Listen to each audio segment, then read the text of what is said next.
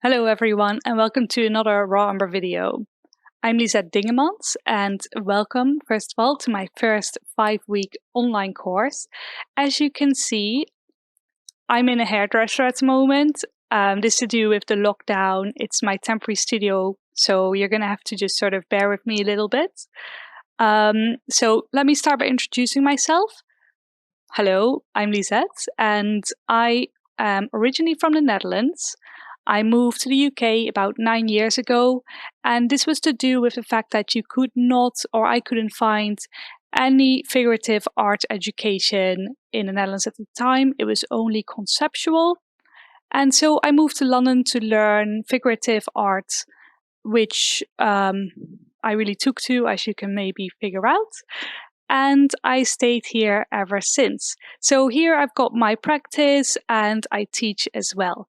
So this course is going to focus on all the drawing basics. I'm going to take you through everything from materials and how to put your pen down on the paper or your pencil or your charcoal, all the way to shading and finishing a drawing. So let's get started with some materials first. So here we are with my favorite materials.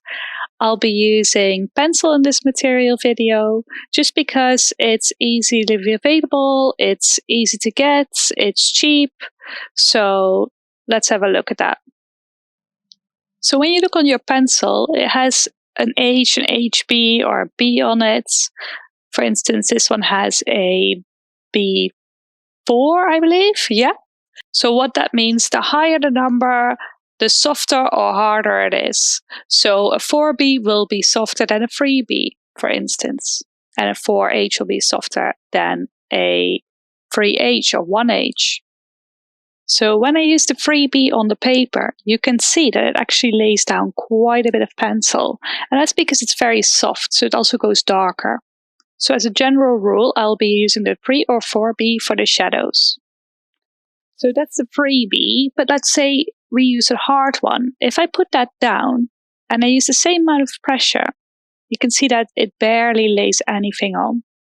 And this is because it is for details. You shouldn't use this for general drawing. It's very hard. It will damage your paper. So I tend to use it for very light tones and details. So then we've got the HB, which may or may not say HB on it, but you can imagine if it doesn't have anything on it, it will be an HB, which lays down a middle tone. And I use this one for the general drawing. So we'll be using an HB, a 3 or 4B, and an H, or possibly 2H. So those are the three main pencils. So the reason why they've got such a long point as well is because you hold your pencil, instead of holding it like this, like you write, you hold it like this. It helps manipulate the pencil a lot easier. Holding your wrist stiff and not moving it, you can put nice straight lines in, for example. I use my pinky to lean on the paper like this. And what's great about a long point as well is if I've got a long point like this, for instance, versus a shorter point like this. So this would be that one, and this would be that one. You could see that if the lead gets a little bit short, you still have a lot of lead, whereas the other one almost is completely done. So that's another advantage of having a longer lead. And the last advantage of a longer lead is that, for instance, if I go in with my little pencil with a stump end and I start drawing, you can see that I'm just rubbing away at my paper, and you can see my finger gets dirty and the paper gets dirty. So when we have a long lead like that, I can use my little pinky to place that on the paper, and then I can just draw somewhere without smudging my paper. Now, one thing you can do if your pencil is quite small like this is just use a pencil extender. So you just get the ring down and insert your pencil and then press the ring back up. And hey presto, you got a much longer pencil, which is much easier to manipulate for details and straight lines. Okay, so That's that. Now, how to sharpen a small pencil like this. So I like to use a knife just because a normal pencil sharpener doesn't really reach. And what I do is I just very gently use my thumb. I don't hack in like it. I use my thumb to push the knife over the wood and just very softly chipping away at it.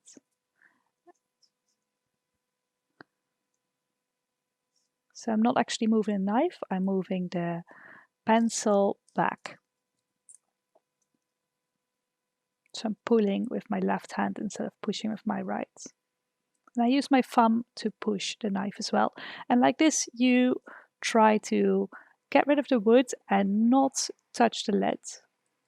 You don't want to hack into the lead. Just move on to the next bit.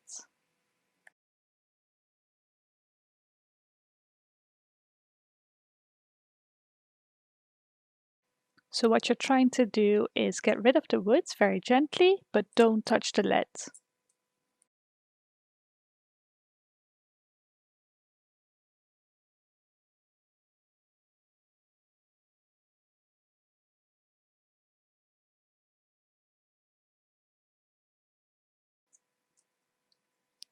So now there's a little bit of wood left, but we could just sort of scrape that off. And then we've got a nice point, but actually it's not pointy enough. So what we can do is use one of these sharpening blocks. It's a little bit dirty, so I'm just going to remove a little bit of, I could just take off a sheet of that.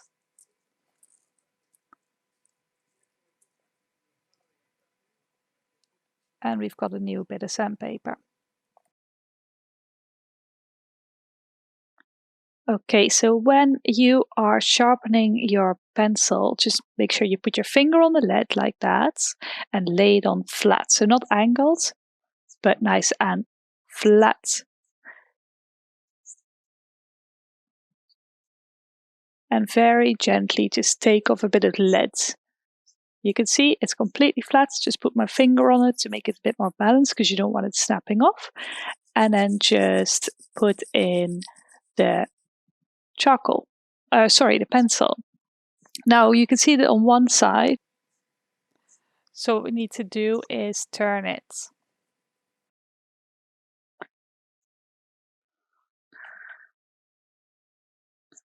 And so you can see here the angle, I lay it very close to the beginning of the lead and you sort of maybe want to rock it a little bit.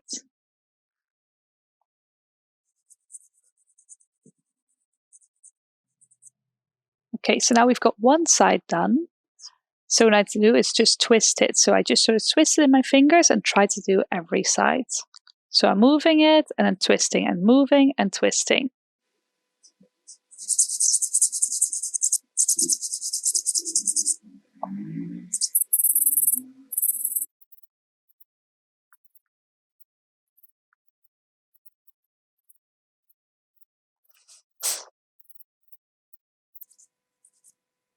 Okay, so now we've got a nice point, and you can see it will get your fingers a little bit dirty, but we're artists, so it doesn't matter, right?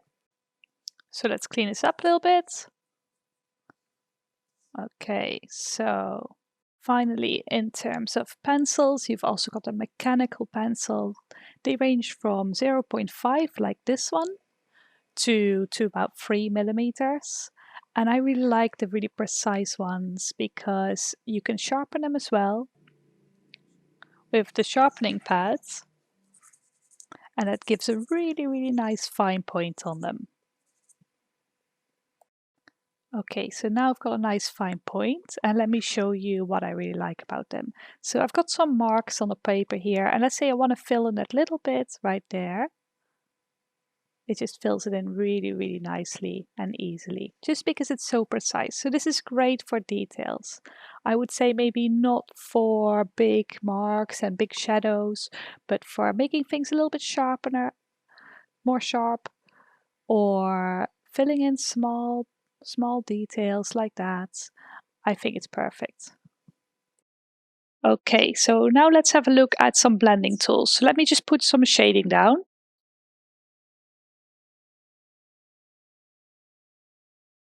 All right, really rough. And as you can see, there's a lot of grain in the paper.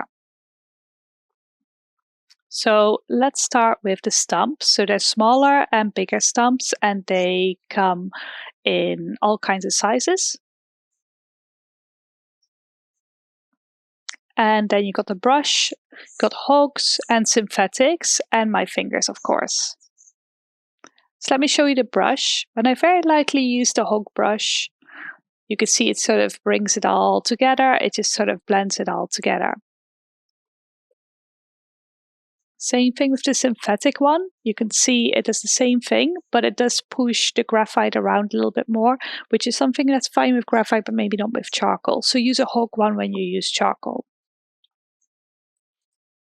And with the stump, what I like to do is just use it like that. And you can see it goes exactly the same way, just a little bit more precise and a little bit darker. But one thing it does do is it also puts marks down. So you can see here, that can be a good thing or a bad thing, because sometimes you want to make a few marks, but sometimes you don't also want to accidentally move marks on the paper. So it's a little bit of a trade-off. So with the stump, I always tend to be very, very precise with my stuff. Same thing with the smaller stump. It's the same idea, just you can be a little bit more precise. So I tend to use the big stump for big areas, small stump for small precise areas. And you can see it sort of makes something, you can do a little bit of shaping, but also blending at the same time. Okay, and then we've got my fingers. I usually use my pinky finger, make sure it's nice and clean-ish, at least not greasy. And then just very gently rub it on the paper. I am not a big fan myself of using my finger because it can get grease on the paper, it can get all kinds of stuff on there, so I like using the brush and the stump. Okay, so next up are the rubbers. So I like the putty rubber the best. It's a very, very good brand, Faber-Castell. Definitely make sure you get a grey one, not a white one. And what's great about this is that you can stretch it and you can make it into different shapes. So I like the wedge shape, for instance, which is flat and a point at the same time, or maybe make it into a little teeny little point like this, and if you press it, it will squash. So it's very, very good for light touches. So for instance, if I've got the wedge shape, I can remove big areas like this, but also I can use small lines with the sides.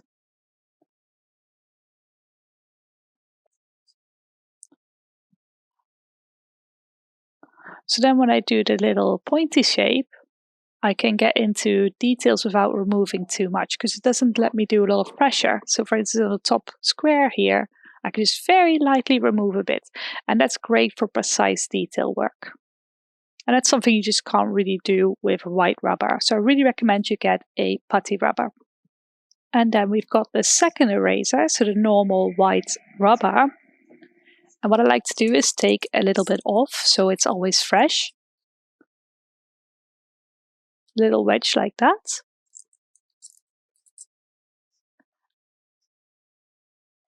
And that's just a little bit more precise, and I can go in like that and just erase a whole bunch of stuff. But as you can see, it does leave a lot of stuff on there. So it's kind of not the best, because then if you wipe it like that, what I see a lot of people do, you get dirty hands, you get a dirty paper. So don't do that. So I've just erased a little bit more, and you can see that it's lots of little stuff. So what you can do is take a little tissue and just very gently wipe it off like that. It's also good for blending if you put your finger in it like that, and then you can sort of blend like that. So that's another option for the tissue. So I think I've covered pretty much everything. Oh yes, but we've got the mirror. So you can also use your mobile phone for this. And the great thing about it is that you can see your work in its mirror image, so that gives you a completely fresh eye. And we'll see later how useful that's going to be. And then finally, we've got the tape, painter's tape. You can get it anywhere. It's great because you could just put some on very easily like that, and also remove it very easily without damaging your paper. Okay, so that's it for the materials. Now let's look at how to set up our drawing, and let's actually get to do some drawing. So what are we going to draw this course? So I had a little think, and this is what I came up with. It's called the Bargue drawing course. It's an 18th century drawing course developed by Mr. Bargue and Jean-Léon Gérôme. And basically, it was used extensively in the 18th century because it is such a good training for your eye. So the benefits of doing this is that it already has a lot of form principles, shadow principles, and it's already completely figured out for us. So what is good about this is that, especially for an online course, well, first of all, it teaches you all the basics. I'm going to teach you about measuring across as well as comparative measuring. And another thing that is really good about it has all the elements that any drawing ever needs. So the same elements will be used in painting, in pastel, in landscaping, in whatever you're wanting to do. So it's all the basics in one drawing course, which is why it was used extensively in the 18th century. Another thing that's really good about it is that it's very easy to self-correct. So if I'm drawing, for instance, this arm here, and I lay my pencil on here, it's very easy to see if I have maybe made a little bit different. The same thing for the height. If I want to see where this wrist is located, I can lay my pencil on here and see if I'm roughly in the right position. And that's great for an online course because I'm obviously not going to be there to help you out when you're stuck with your drawing. So we're going to talk about self-correcting and how to do that later on in this course. So how to set this up? So what I tend to do is have my drawing, as you can see, I've got it pasted on the wall, which is something you can do absolutely. You can also have it on a board or even on the table. But the main thing is that it's angled towards you, so perpendicular to your line of sight. And this is because if you have something coming towards you at an angle, you're going to see distortion there. The next thing is that we need to make sure that we're at the right distance from the drawing. So what I tend to have is 1 arm's length. And the reason for that is because I like to draw with my arm outstretched, with my elbow like sort of locked, or maybe my wrist locked as well, and move as little as possible and try to move my shoulder mostly. And what this does is it gives you very decisive long lines, which is great for the beginning. Whereas in the end, I might get a bit more precise and start drawing more like this. So that's a really nice way to draw that will make a lot of difference. The next thing I want to talk to you about, once you've got your drawing on your easel or on the wall or on your table, is how far away you should be from your drawing. And what I'm going to show you is how to measure things. So for instance, when I measure, I outstretch my arm like this, holding my pencil in my hand, and I lock my elbow.